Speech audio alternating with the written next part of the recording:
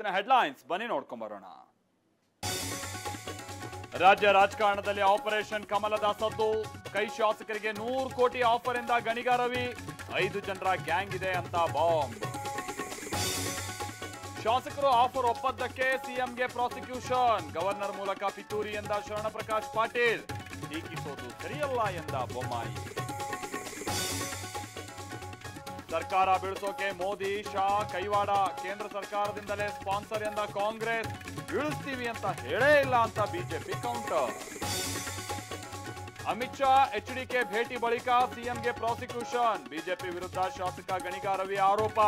ದೆಹಲಿಗೆ ಹೋಗಿದ್ದು ಕುಮಾರಣ್ಣನನ್ನ ಕುಗ್ಗಿಸೋಕೆ ಎಂದ ನಿಖಿಲ್.